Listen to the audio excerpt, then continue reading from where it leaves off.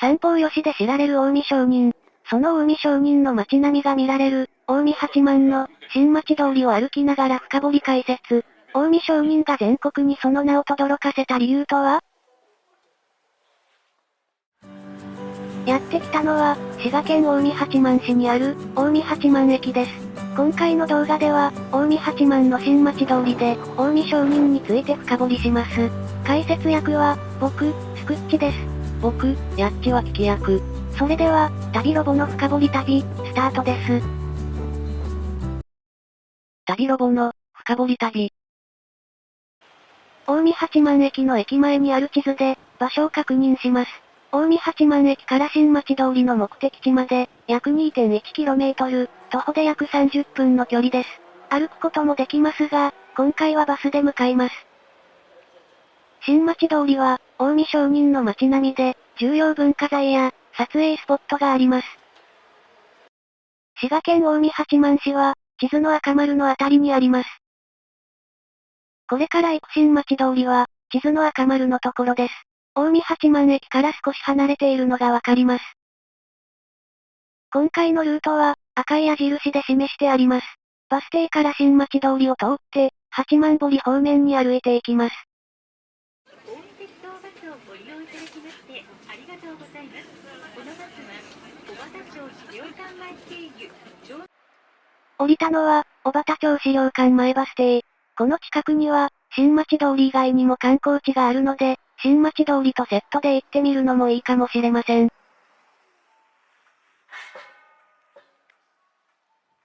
近江八幡駅の方に少し戻って、左に曲がった先に、目的地の新町通りがあります。新町通りは、近江八幡市八幡として、重要伝統的建造物群保存地区に選定されています。洗練された衣装の、近江商人の本宅や居宅が立ち並び、通りに臨むみこしの松ともに、豊かな街並みを形成している。地区の特徴として、そう書かれています。詳しく知らなくても、街並みを見るだけでも楽しめそうだね。そうですね。でも、詳しく知っていると、さらに楽しめると思います。近江商人は、近江の国に本宅を置いて、行商して歩いた商人の総称です。近江の国は、現在の滋賀県です。近江商人は、16世紀から19世紀にかけて、全国にその名を轟かせたとのことです。明治時代の日本経済の近代化にも貢献しました。近江商人が起こした事業の多くは、現在も活躍する企業へと発展したそうです。近江の国には、優秀な商人を育てる何かがあったの？近江商人の成功は、地理的条件も関係してるみたいです。近江は、政治の中心地の京都、商業の中心地の大阪の両方に近いという地理的特徴があります。さらに、東海道と中山道のルート上でもありました。東海道と中山道は、両方とも五街道に入る街道だね。そうですね。近江の国にある、東海道の宿場は、日本橋から49番目の土山宿から、53番目の大津宿、令和7年、2025年5月時点で、東海道53次の宿場巡りシリーズではまだたどり着いてない。今いる近江八幡から一番近いのは、中山道の武蔵区みたいだね。中山道69次の宿場も巡ってみたいですね。東海道53次の宿場巡りシリーズが終わったら考える。ここは、近江八幡市指定文化財の、旧番家住宅です。有料ですが中を見ることができます。旧番家住宅は、江戸時代初期の豪商、番正右衛門が本家として建てた商家です。7代目番正右衛門義忠が、文政10年、1827年から、天保11年、1840年にかけて建てたそうです。旧番家住宅は、明治時代に当時の八幡町に譲渡され、小学校、女学校と変遷したとのことです。戦後は、近江兄弟社図書館として使用され、その後、近江八幡市立図書館になりました。平成16年、2004年からは、明治期の学校と同じ状況に復元整備され、公開されています。旧番家住宅の係の方が写真を撮っていいと言っていたので、建物の中の写真を撮ってきました。動画撮影については何も言っていなかったので、写真だけにしておきました。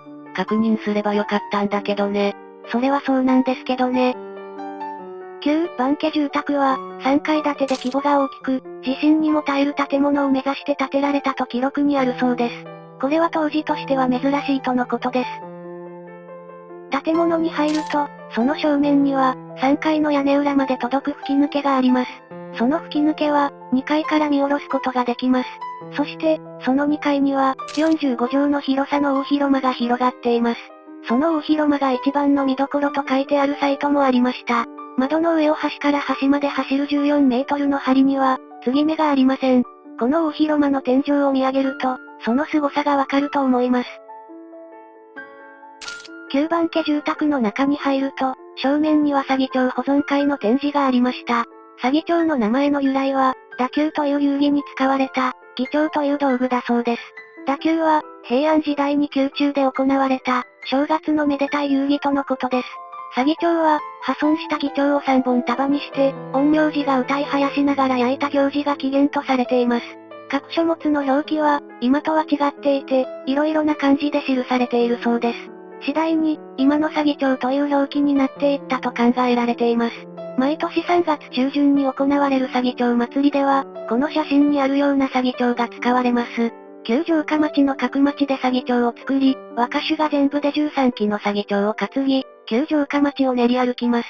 左義長は日暮れ八幡宮まで担がれ、火除け、厄除けの願いを込めて、燃やされます。こんなすごいものを毎年作って、毎年燃やしてるの？そうみたいです。いつか左義長祭りを見に行けたらいいですね。とある構想で、近くに行く計画があるから、タイミングが合えば行ってみようかな。9番家住宅に向かって左側にある道が、新町通りです。今回の目的は、この新町通りで、9番家住宅が面白そうだったので寄ってみました。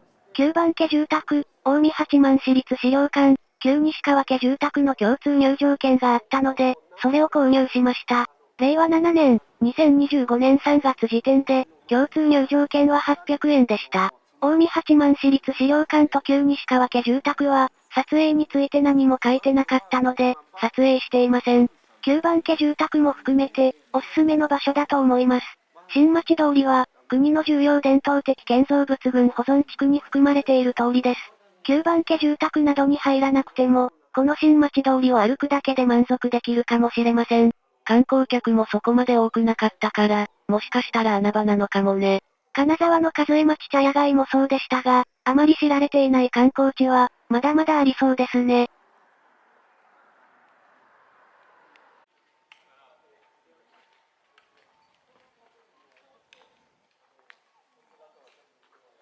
近江商人のふるさとという解説の奥にあるのが、近江八幡市立資料館です。近江八幡市立資料館は、郷土資料館、歴史民族資料館、旧西川家住宅の3館からなっているとのことです。解説の奥にあった建物が郷土資料館で、その奥に歴史民族資料館がありました。旧西川家住宅の入り口は、新町通りにあります。この新町通りには、江戸時代末期から、明治、大正にかけて建築された商家があって、今も保存されています。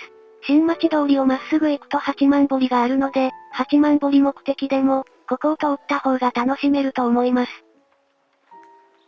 新町通りには、格子戸や神輿の松など、八幡の商家の特徴がそのまま残されているそうです。近江八幡の風景がデザインされたマンホールもあるみたいですが、動画編集中に知ったので、見ることができませんでした。近江八幡の街並みは、天正13年、1585年に、豊臣秀次が八幡山に城を築いたことに始まるとのことです。ここが旧西川家住宅の入り口です。旧西川家住宅は、宝永3年、1706年に建てられた強風の建物で、昭和58年、1983年に重要文化財に指定されました。西川家は、茅や畳表などを扱って財を成して、11代、約300年続いた近江商人だそうです。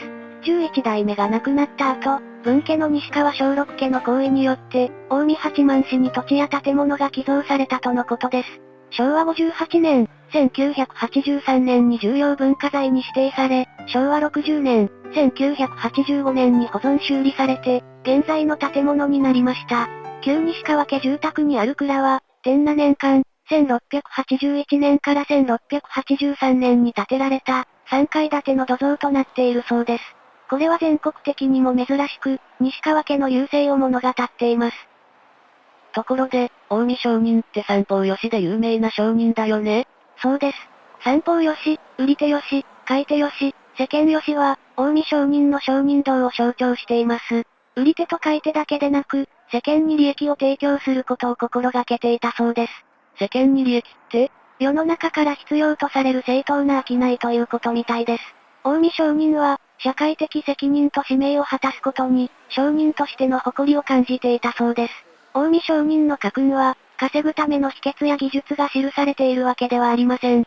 信用や信頼の重要性、勤労や勤勉の大切さ、質素倹約など、いつの時代も必要とされることになっていたそうです。